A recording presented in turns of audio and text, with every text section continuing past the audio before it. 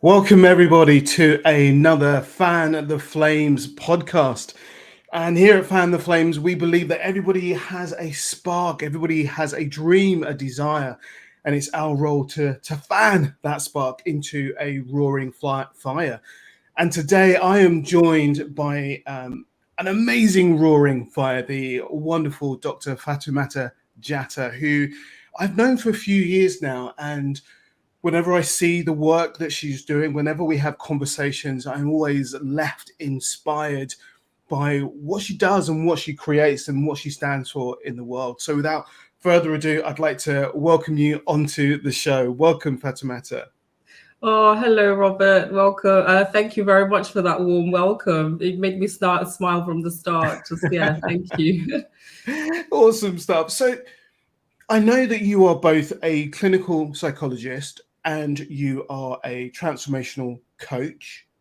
I know you write a lot as well, but you also run workshops, and you're really interested in that sort of diversity space as well. If you were doing an introduction of yourself, what might you say about you and what you do?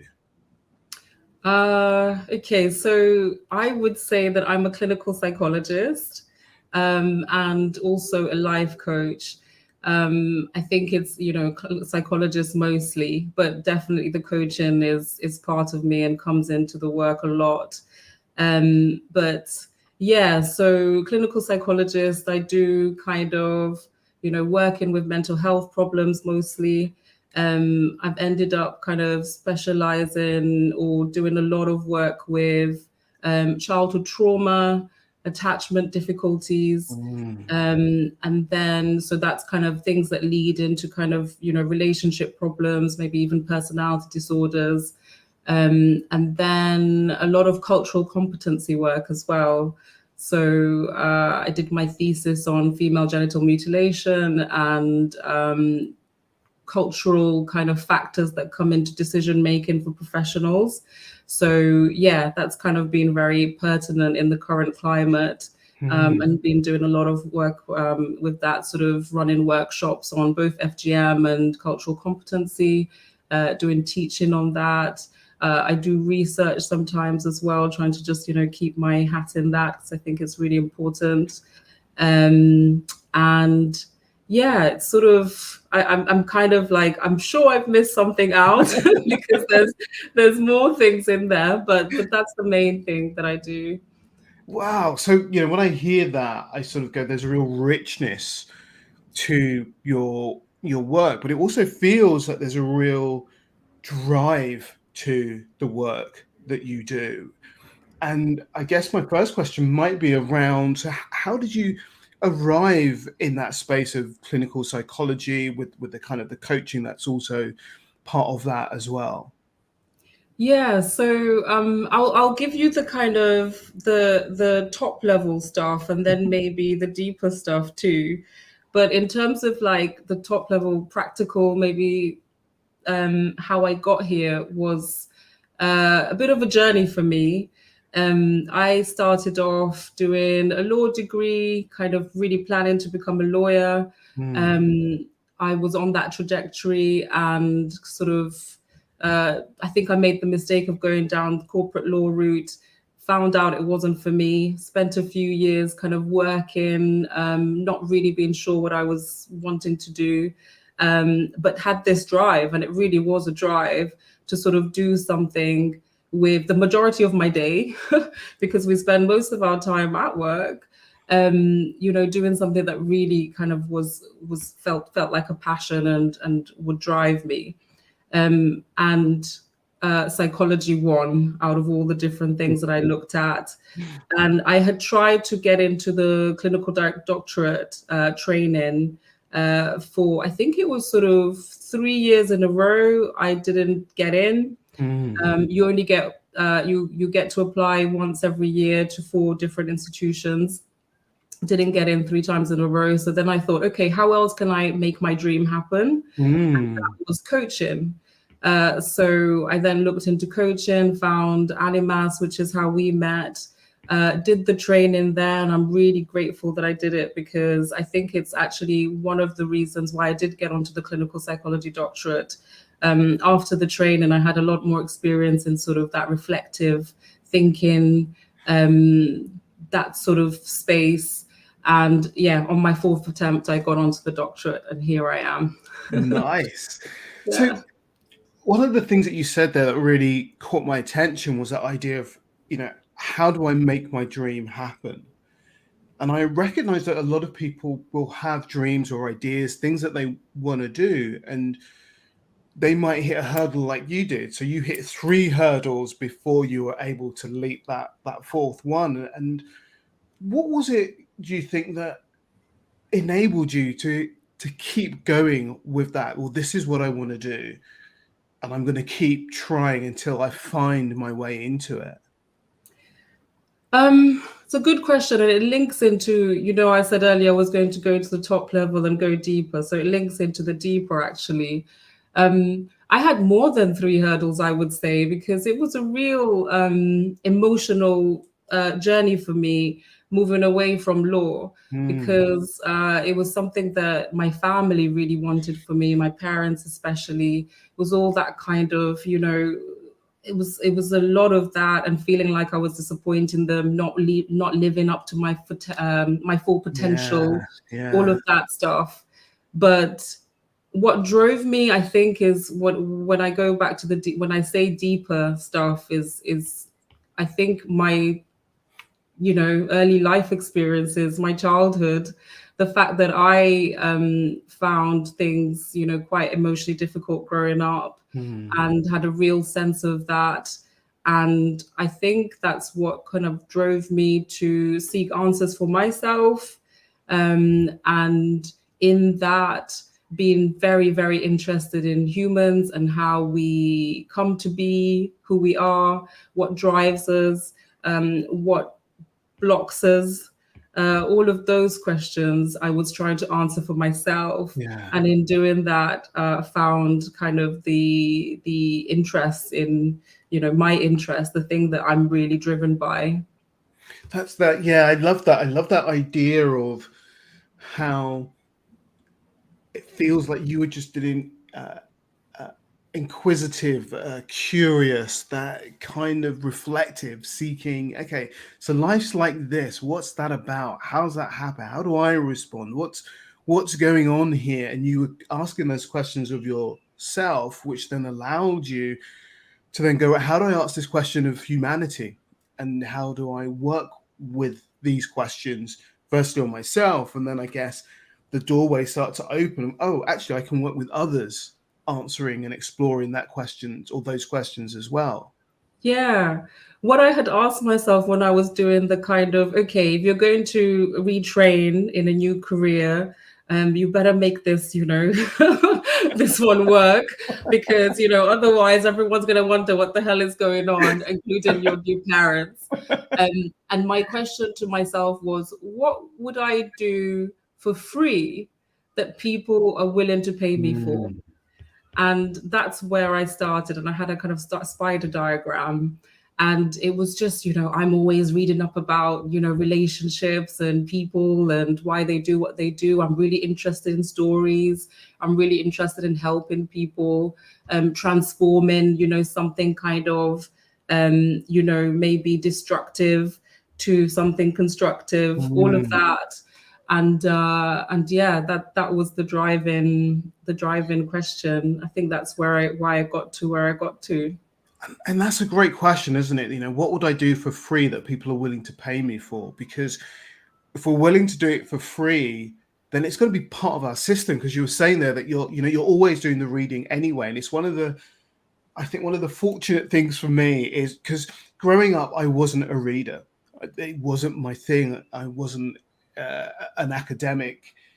Um, I was much more into the what's happening in the playground and what's happening over there and how do Yeah. I distract myself. But when I got into personal development, I found that I could just read about that anyway, and I was drawn to that. And I would, like a lot of coaches, psychologists, people helping persons. I've got a library full of stuff that I've read a bit of, plan to read one day, and it's all kind of there, and I'm just kind of soaking this stuff up. So I think there's something really interesting for people to think about. What would you do for free, and where does your interest really lay? Because often, you talked about your family and not wanting to disappoint them, and them having a kind of a dream for you. And I think sometimes we get caught in our families, or our family, or our cultural dream of what we should or shouldn't do, and we don't do what we want to do. We don't find that drive for us. And it feels like,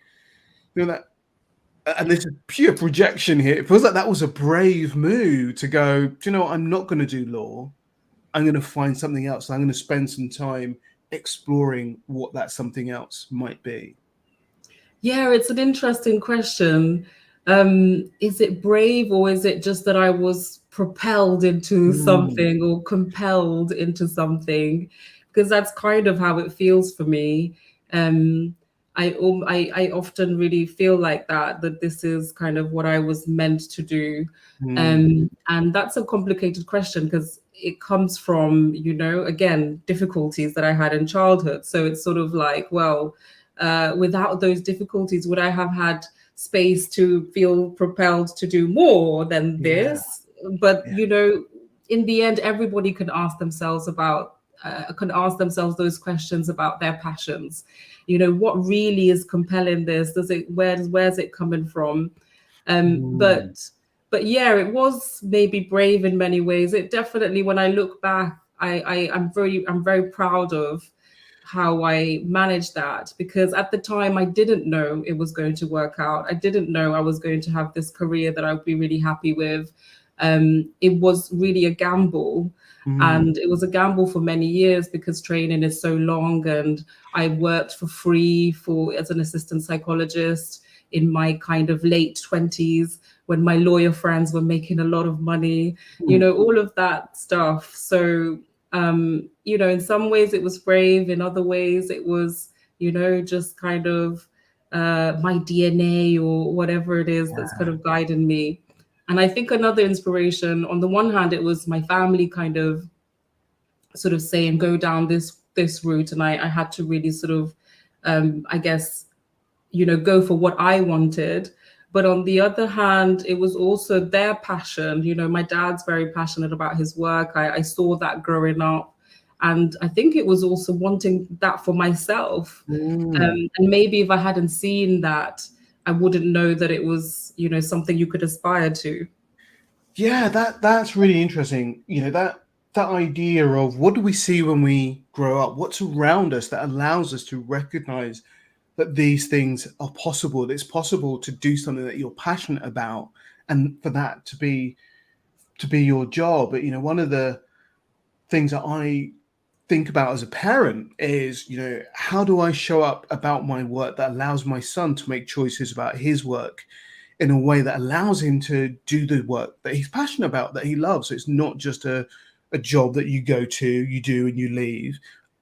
Not to say there's anything wrong with that, but like you said earlier, we spend so much time in that working environment. If it's possible, make it something that brings us joy, brings us happiness, and has a piece of meaning attached to it. So your dad had a passion about his work that allowed you to see that was possible, that made you go, right, so I want to feel passionate about that. And I'm also curious about that moment when you're looking at your lawyer friends and you're going, oh, they're doing that and it's equaling that. How did you hold off that, I guess, that comparison piece that sometimes causes us to sort of be pulled down? I don't know that I held it off all the time. It definitely was a part of, my late 20s, 30s. So, it was there. It was just kind of maybe the drive for, going for what I wanted, or, believing in sort of that an end goal was possible for myself was maybe stronger. And I did really, I have and I've kind of always had it. But I do have this kind of inner belief. There's lots of things that lots of limiting beliefs that I have. So I'm human. I have lots of those too. But around kind of doing something I want to do, or being able to achieve something, being able to get something in my head, understand it. I do have the belief that it's possible. I just have to put in the time and the effort. So I kind of came with that as a starting point. And when I looked at sort of the different routes that there were to do what I wanted to do, in terms of helping people via sort of talking and really understanding the mechanisms behind kind of human well-being, clinical psychologist was like the hardest. There was no guarantee that you would get on. It was such a long road. The numbers were really kind of not very great. But I just thought, you know what, as long as I want it and I keep going, I will get there. Yeah. And then when I got to the fourth year, I did say to myself, okay, now let's try plan B, because maybe you will get there eventually, but time is running out. You're in your 30s now. And then of course it was then that it happened. That's interesting. It just makes me wonder there, because I think sometimes when we are gripping onto something, that we sometimes carry an energy about us that shows up from that holding tightly. And when we sort of relax about it a bit and let go of the I don't know, the importance of it, maybe, I'm not sure if that's the right word, or maybe the importance. There's something about relaxing with things that also allows things to happen. So I'm just curious there, that moment where you go, right, maybe I need to bring plan B in, that actually plan A went, no, we're good to go. Let's do this. Yeah, it's something we see over and over, isn't it? And I think coaches, therapists, we're kind of really aware of this paradox that exists, that sort of you've got to go for something, but at the same time, maybe not have attachment to the outcome. That's the word I was looking for. So, it's always that attachment to the outcome. And somehow that releases up the space for it to kind of happen more organically. I think, for example, in my early interviews for the doctorate, I was, coming from a very lawyer place, arguing a point, really kind of like wanting to show all of my knowledge in, the short space of time that I had. And it was, it's a way of being, but it wasn't what they were looking for. They were looking for the ability to sort of understand that you can know something and you can have all this knowledge, but to also hold in mind that, actually other people will have perspective. And, that sort of reflection that we as, our professions are so good at. That was the part that was missing, and the part that I think I got from coaching, as well as practical skills like, how do you ask these questions? How do you hold silence?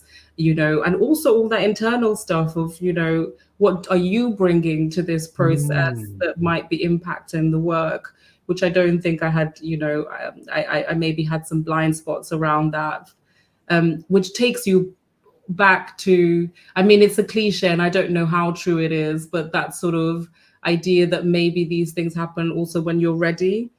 You look back in hindsight and you kind of think, oh, yeah, I wasn't ready. And then I was ready. And that's when, that's when they could see that I was ready. It's really interesting, because when I look back on my life and I see where changes took place, I go, oh, I was ready for that change, that shift. I might not have been aware of it in that moment, or I may not have chosen it in that moment or at that time, but actually there was something right and ready about what was happening for me, what was happening in my world, with my connections, that allowed that to be an okay shift to have, if not an amazing shift to have. But it's quite hard sometimes to also sit with, but I want to do this. How do I make this happen? And hold on to the non-attachment of it, and hold on to the idea that it may not happen until I'm ready, and I might not know what being ready looks like. Yeah, absolutely. I think that when I look back, there were probably a few key points that helped me around that. One was, the coaching training. I also did a personal development course, and I remember for that we had to do a project that was sort of like giving back to the community that we ran, and I did an FGM, female genital mutilation fundraiser. And it involved kind of like having some panel speakers. I really wanted to kind of, have some interesting panel speakers. So it was that sort of approaching people and asking them for something, but learning how to do it in a way that, would allow them the space to say no, but was vulnerable, showed that you really wanted this, but you also understood that, they had their own lives and whatever was going on, and they could say no. So it was those kind of things, understanding the sort of being okay with going for something, wanting it, Yeah. putting yourself out there, but also being okay if it doesn't happen.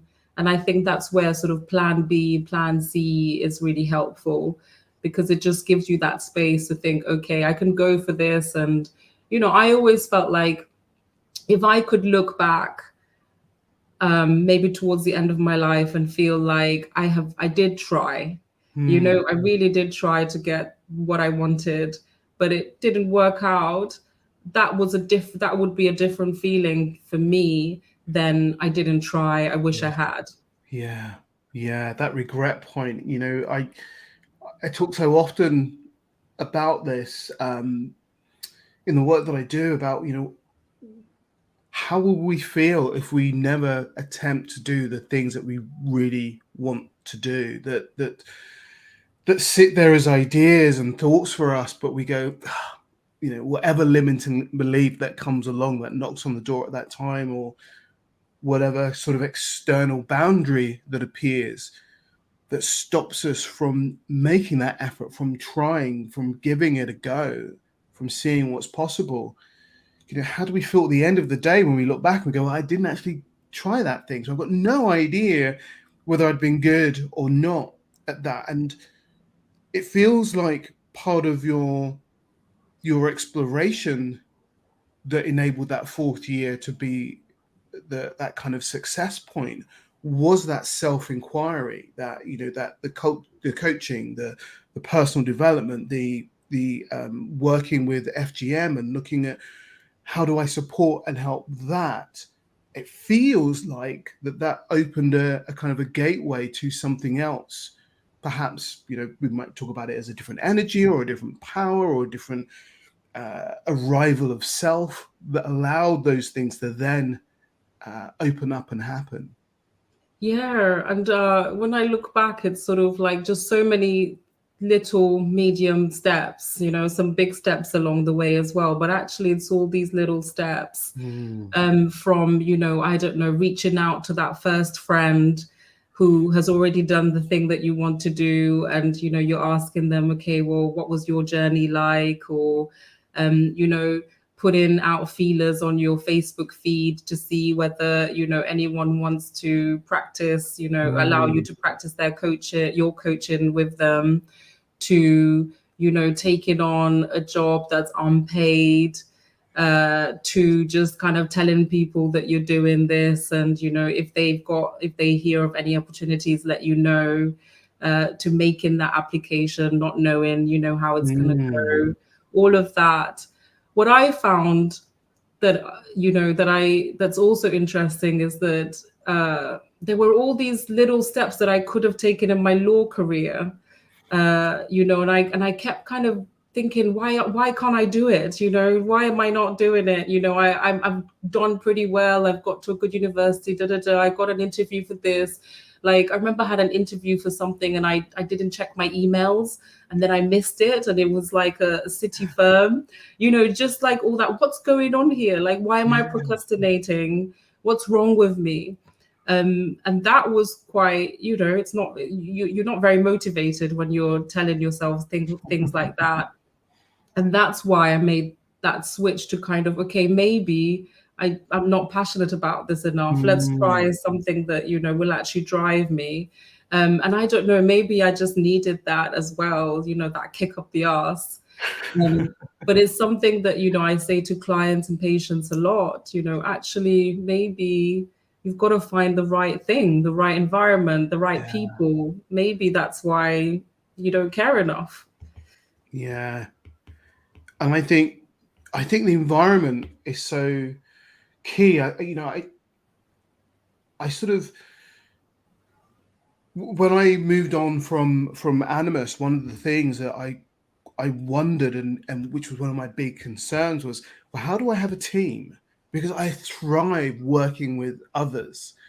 And I remember going, well, how do I create that environment? How do I recreate teams whilst working on my own? How, what is it that needs to happen to do that? Because I recognized that without that environment, it wasn't so much that I could get lazy, but I could feel myself spiraling down and not having the drive and the energy to bounce ideas around and to explore what next and how might we do this, and okay, I'll take this bit, you take that bit.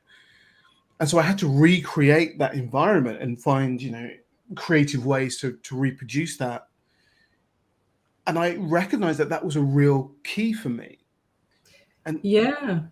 I was gonna say, which is because, of course, you were talking about your childhood earlier. You were saying how, in school, I was the person that was, always chatting to people. I wasn't necessarily academic, but I was practical. I was chatty. I was, extroverted.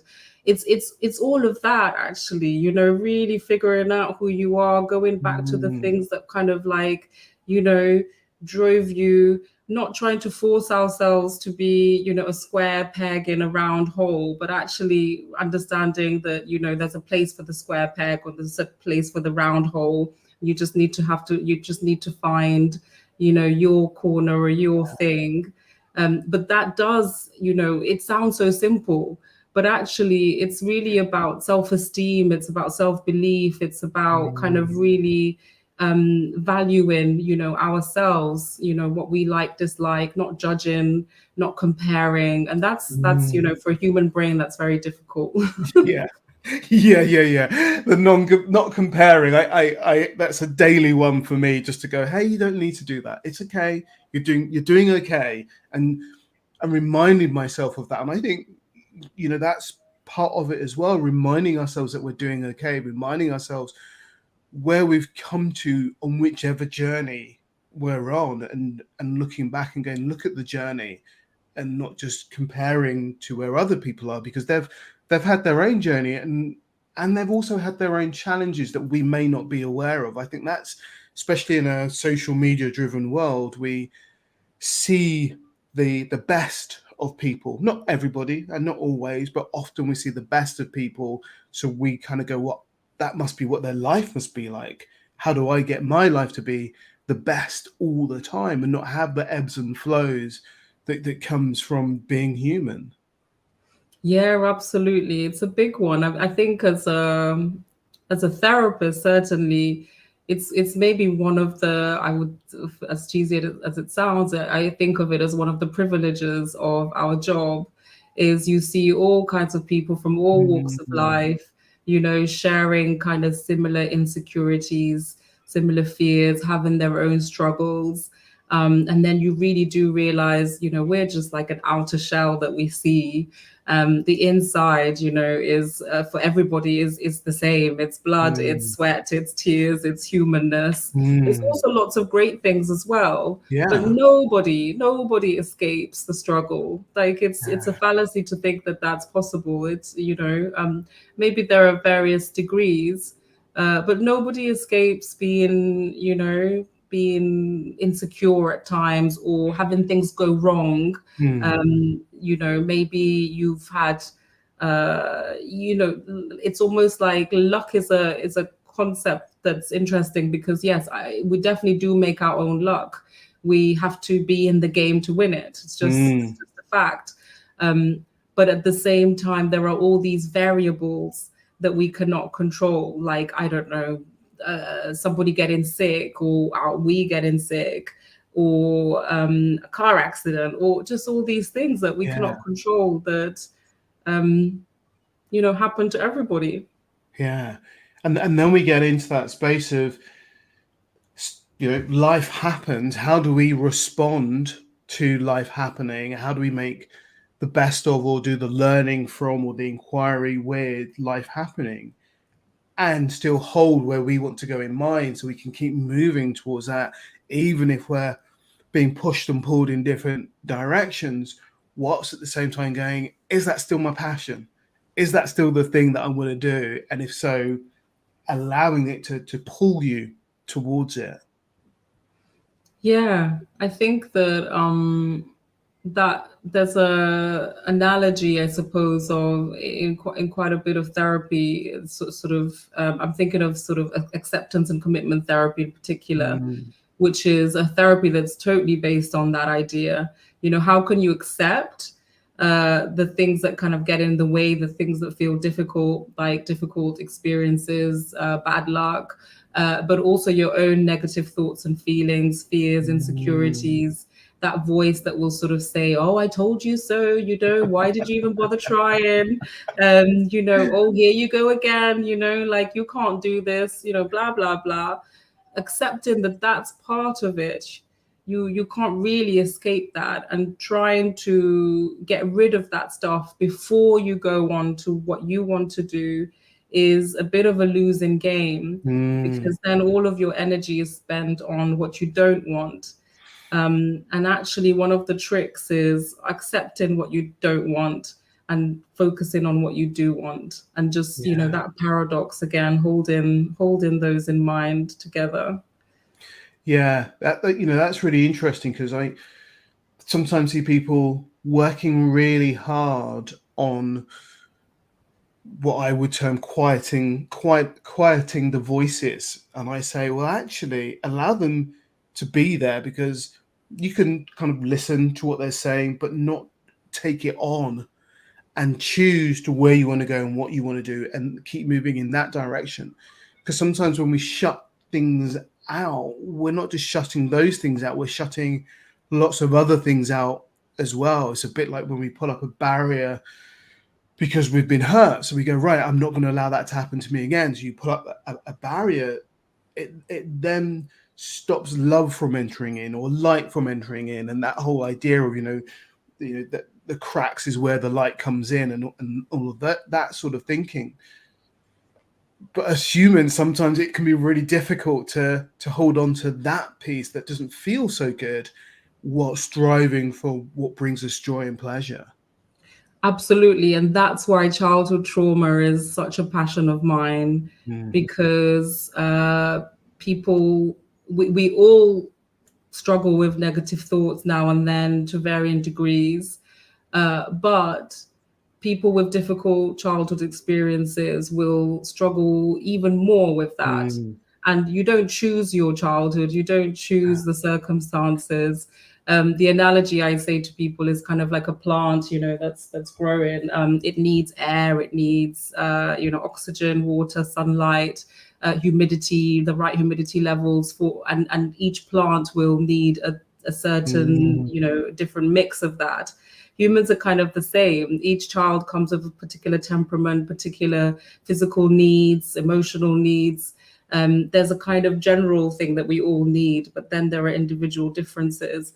And then on top of it, we don't choose the environment that we get brought into. How much sunlight we've been receiving, how much Yeah. water, how regularly, et cetera, et cetera. So we grow actually, with that base into Mm. different directions. And if you've had sort of, maybe, I don't know, difficult experiences where you felt neglected, maybe you've even had abuse, some of it maybe is intentional, some of it not, etc., etc. Mm. You're going to have a different perspective of the world. It's like we get given different sets of glasses. And of course, negative life experiences, early life experiences, will result in maybe a more negative worldview. Mm. And actually, that's no joke. It's something really difficult to get over. Mm. And it's why I'm so passionate about helping people kind of move on from that. And sometimes you do have to do quite a bit of work on the past to really kind of help them have more agency over those voices. And then it's also the process of letting go and being in the present. Yeah. Yeah, I love that. And I love how kind of as your passion builds through this, there's that kind of this is what I do, and there's this kind of groundedness to it. I love that. And you know, there's something here for me around how sometimes we don't even notice our childhood experiences. And people will be in my coaching space and we'll be working, and I'll be like, there's something here that feels deeper, more fixed in time that I'm curious about. And as we start to unpick it, we start to realize that something happened way back when, a comment, a conversation, an experience that somehow has got fixed, and that human has just carried it with them without even noticing it's there. And when we get to that point, I sort of go, okay, who do we need to speak to unpick that? Because my coaching doesn't work with that piece there, especially when we're exploring trauma. It's like, well, okay, I can't work on that with you. I don't have that skill set. But it's really interesting how often we bump against that, or I bump against that as a coach, where you kind of go, oh, okay, that's interesting. That's a set of beliefs that come from your childhood. We might be able to shift that belief from a coaching perspective, but sometimes there is more work that's needed to unpick, to create acceptance and understanding, to let go, to be able to step into the present and live in the now. Yeah, absolutely. I mean, it's almost like the psychologist mantra, right? And I think people resist it a lot. That it always goes back to your early life experiences. It's the Yeah. childhood. And people really resist that because I think they just, there's a lot of like, wait, well, I'm an adult now, and why should that be affected me? A lot of judgment around that, Mm. and also just not necessarily wanting to go back to difficult Yeah. experiences, Yeah. having used lots of coping mechanisms, actually, that without realizing. And this is the thing. This is why it often is at unconscious levels. It's because of the way that the human brain develops. When we Mm. pop out of the womb, we have a brain that is like pretty can't do that much. We can kind of sleep, we can eat, we can cry, we can't do much else. And it takes up to about 25 years for us to fully develop our brain. So actually, there's lots of kind of sophisticated processes that we can't Mm. do in childhood, or we can do, but in a limited manner. And one of them that I think is really key is the ability to kind of understand that, what happens to us is not just about us. There's all these different factors. It's called theory Mm. of mind. And that means that as a child you're experiencing a lot of things that you're making about you that aren't about you. Yeah. Like maybe you're being bullied. You can't sort of think, oh God, well, kids are very insecure at this age. They're all kind of maybe picking on me because of their own insecurities. This has nothing really to do with me. It's about their father bullying them at home, and now they're taking out on me. It's too Mm. sophisticated. A Yeah. child's just going to take that in. I'm being bullied. Oh, it must be because there's something wrong with me. I'm being ignored. It must be because I'm not worthy of attention, etc., etc. Mm. It's fascinating how we create coping mechanisms because we're unable, or we don't have the sophistication yet to unpick what else might be happening. So we just go, that's because of me. What's my coping mechanism? So I'm okay. Right. I'll deploy that, continue to deploy it. It becomes fixed. I'm an adult. I just do this thing. And I don't even know why I do it. I just do it. It's just my reaction to situations. And then when we explore it, whether that's through coaching or through therapy, we start to go, oh, I do that because, okay, and the beauty of that is we then have choice. We can then go, right, do I want to do that? Is that helpful and useful to me? Or do I want to find a new way of being in the world that isn't about coping, but it's about living and thriving?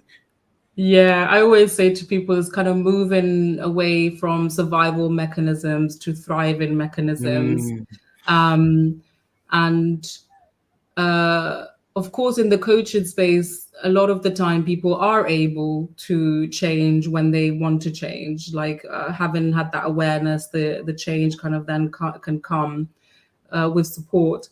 And then sometimes, mm, people kind of have the awareness, but they still yeah, don't, aren't able to move past that. And that's really because of those sort of neural pathways that develop in childhood and, we grow up with without realizing.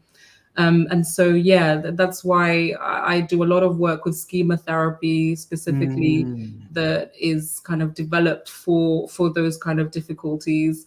And those sort of difficulties usually come from, childhood yeah, experiences, those pathways being so kind of, yeah, strong. Um, I think it's an important conversation to have because as a society, we're often sort of saying, well, why didn't they just change? Why don't they just do that? They know they should be doing that. Why do they keep repeating the same mistake? Da da da da da. And actually, this is why. And yeah, I know I have personal experience of this because for me, it comes up in my love life, connecting with mm, people in a way that's really vulnerable, where I can receive the type of love that I want. I keep hitting the same pattern over and over. mm, I'm a trier and I'm optimistic, so I'll keep working on it for as long as I have, time on earth. But yeah, sometimes I'm like, oh my God, like, how am I here again? yeah, And, the answer is my body has a memory, my brain has memories, there's all these mm, subconscious processes that are happening. Um, and I think that kind of feeling for myself is something that I can really then I can really empathize with mm, clients and their own struggles for things that they're struggling with, whether that's taking a risk, starting a new job, or even sometimes just leaving the house, yeah. uh, etc. And I love that. I think that's something really beautiful about hearing somebody go, you know, here's my struggle. Because often we can look at therapists and coaches and have a sense that their life's sorted and that's why they do the work. But Um, actually hearing that they are also doing the work whilst supporting others do the work, I think there's just something really beautiful about that. Yeah, it's almost more than that for me. So the amount of times you'll hear somebody sort of make a joke or a comment like, "Oh, so you're not all sorted then," or "Oh, so you're a therapist. Why are you still, struggling with this?" And they kind of it's a little bit judgy. It's Mm, actually quite invalidating if you really think about it. And it's like, no, I don't escape being human by being a yeah, therapist. And it doesn't mean I can't help people with these yeah, very problems yeah. because there's two separate mechanisms. Like maybe actually I'm very good at helping people, maybe less good at helping myself. And that's been the journey for me. So it's kind of I think it's very, very important. I think something happens for therapists. We're also taught not to disclose a lot of ourselves. Mm, Um, there are lots of reasons for that, some very good reasons. The therapy is there for the other person, of yeah, course, the yeah. client, the patient, but at the same time, normalizing difficulties, Mm. normalizing struggles, I think is actually really, really important. Oh yeah. Um, Yeah, I know for the often in coaching and people will present as if they are the only person that this is happening to, and I go, well, this is life. This happens to us in life, and people sort of go, oh, okay, so it's not just me. And there's something really almost relaxing about recognizing that the struggles that you have aren't just your struggles; it's part of being human.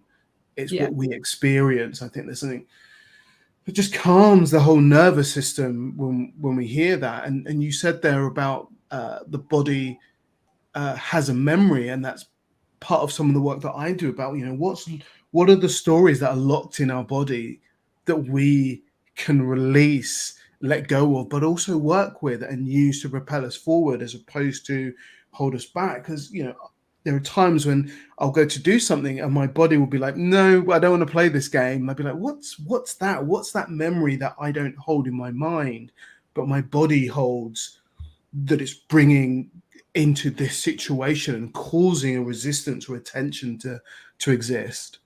Yeah, and it's something that I definitely have experience of, and comes up a lot in work with clients. I've even had, for example, I can think of a client who had had sex once in his adult life because for him sex equals pain because Mm, his body's remembered his mm, experiences of abuse kind of as a child, stuff like that. It's mm, really, and he might sort of rationally want to do yeah, it, but the body's just like, no, no, no. yeah, And that's an extreme version. But actually, there's all these kind of smaller or different examples of that. So yeah, I think there's so many different ways of getting to this. Nowadays, there's lots around breath work, mm, somatic practicing. mm, You do like drama work. All of these are different ways of kind of tapping into that this is only one level, and it yeah, is an important level, but actually there's if you want to really go deep, you've got to bring yeah. it all in, The whole system, the whole that whole system. system. Yeah. And I was about to delve into a question around the mental health work that you do, and at the same time, I'm looking at the time and going, I've got to get you back. Got to get you back to talk about all the other stuff that you do. But I just wanted to touch on it Mm. before we go around some of that mental health work that because I recognize that we're out of a pandemic, but I feel that there's a lot of stuff still holding our systems about that, and that disconnect that was created by it, but also the trauma that existed around it that's created, I feel, almost not a mental health challenge, but just a great awareness of actually the stuff going on that we need to take care of when it comes to our mental health. And I know that's part of the work that you do. Yeah, it's so funny. I mean, my I think my relationship to that question is maybe different to other people's, maybe Mm, because of my job. I'm not sure, but I almost see it as the pandemic gave everybody maybe the space mm, and the mirror to really think about their mental health, what was yeah, getting in the way. Um, when I say the space, it's maybe, just oh, actually, I really would like to work on this, or actually, life is too short. I'd like to do yeah, this. Maybe it's time that I, process some of these feelings that I think keep coming up. But the mirror is also, yeah, just am I happy? Is this what I want? mm, um, what what drives me, etc., etc. And I think that's maybe what's happened, as well as the illnesses, the disconnect, the kind of financial difficulties. mm, Because I suppose, yeah, when I think about that, it's maybe the difference between the NHS work, which has seen a lot of that sort of the kind of unwellness that's come out of the yeah, pandemic. But and in my private work is maybe more of those kind of former questions that I was asking, that I was sort of talking about yeah, earlier. But I think that there is more and more of a drive to understand mental health and well-being, and I think that's super, super important. yeah, All the things that we're talking about now, understanding childhood experiences, the brain developing, impact on emotions, and view of self, view of the world. I think it should be taught in schools. I don't understand why I'm doing it, teaching individuals one at a time, yeah, when they've reached adulthood. If I were president, I would certainly sort of change that. But let's see where we get to. I think things are shifting, and I think it's good. It's about time. Yeah. And I will vote for you when you go for president. And I think, one of the things you said there about the space, I think has been really relevant for me as well, where people are going, but I don't want to go back to that. Now I've had the time to be away from that, I recognize how that has been impacting me. And it might be a job or a way of working or a way of being where somebody starts to go, actually, being able to go for a walk in the morning before I start my day has become really important to me. And I don't want to turn that walk into a train journey or a car drive. I want to keep that.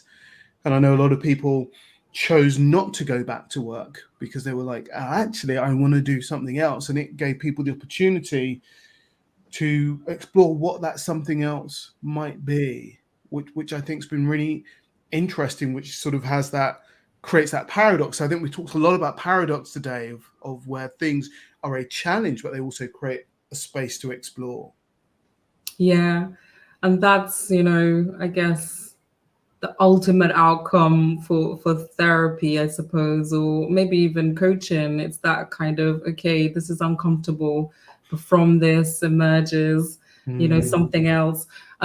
Forgive me, I'm bringing in something that I know about you personally, but I know that you got a rise in Phoenix tattoo recently. So yeah, it's really that, right? The rising from the ashes into something, Absolutely. constructive. And I'm totally on that as well. I think that is kind of how it happens. And it's maybe even we're back to accepting that discomfort is part of the process. It's nothing bad. It's actually, the thing that, maybe just shakes things up a bit. Yeah. The move to online work, I think, as well, that, happened in the pandemic has been really, really about that as well. Realizing that actually in this modern world, there are all these different ways of doing things. We don't have to be sitting at the desk at 9, finishing at 5. That works for some people. But actually, back to the square peg, a round hole thing, there are all these different bodies, different temperaments, different circadian rhythms. And maybe some people will work better, in a different way, and that's okay. You don't have to kind of, feel bad about that or feel lazy or all the other judgments that we might make about these things. I really welcome it, especially as someone who's not a morning person. and I was talking to somebody the other day, and they were talking about having the space to go for that run in the middle of the day means that they are so much more productive at the end of the day. And being in the office means they can't do that, but working from home gives them the space to do that, and to actually they become more productive by being at home. But I also recognize for some of us, we become less productive. I know that there are days when everything behind that door, it pulls me to go and deal with it, whether it's, the washing, the cleaning, whatever those things might be. And sometimes that's about me creating my own distractions for myself. And I recognize that. But, some of our homes aren't compatible with a working environment. But I guess it's that exploration. I love that. What are we exploring to see what works for this human, not for humans as a category, but for this individual. Yeah, and that's another paradox. Is the sort of holding both, like the what works for humans in general, or humans in this particular group. Maybe humans in the UK are different to humans over here, or what they need, or humans blah blah blah. But within that, the individual needs. And that's it. It's maybe the home environment is different for everybody, but actually the personality is different for everyone. Temperament is different for everybody. And I think that's kind of a big part of what I do, is sort of really help people understand, who they are, what works for them, what drives them, and being able to kind of go for that rather than feeling like they have to fit into this mold Yeah. that they've been given. And it is a paradox for humans because we are both social creatures. We literally are. We'll die without each other, and we're individuals within that. Yeah. So none of us can escape that kind of contradiction, and we all have to find a balance for ourselves. Yeah, yeah. Balance is one of the words that I hold with real importance. How do we find our balance? How do I find my balance? And recognizing that balance isn't fixed; it's something that's constantly just shifting and moving. So, if people want to work with you, want to explore this way of working, where can they find you? So they can email me directly. So my email address is drjatta@gmail.com. That's doctor spelt out. They can find me on Instagram, Dr. Jatta _psychologist. And they can also find me on Psychology Today, which is a kind of website where different psychologists are listed. And you can kind of search there for therapists and therapist styles. But yeah, the best way to get in touch is by email, drjatta@gmail.com. Awesome. And what's, if there is a next, what's the next adventure, the next journey for Dr. Fatoumata? That's a good question. I think at the moment I'm doing quite a bit of teaching at the Royal Holloway University program where I trained on the cultural competency side. So it's really exciting kind of developing clinical psychologists in this area, because you'd be surprised, like we really struggle as a profession to have these conversations around race and disability, etc., difference. And yeah, so it's been really exciting being part of that. The kind of private business is growing and busy. I'd really like to do more international work as well. I'm putting it out there. We were talking about this earlier. So yeah, it kind of moving to do a bit more sort of like traveling, expansive. I'm so interested in culture. I grew up in Italy. I'm from the Gambia, living in England. So it's something that I would like to, keep building on that sort of, I think I've really grown up holding these paradoxes in mind. What's it like to be Gambian but living in England, to be Black but go to a white school, to be this but that, and so yeah, very, very interested by those questions and driven to go there. Brilliant. So if you're listening, if you're watching, and you're and an international opportunity, then let us know.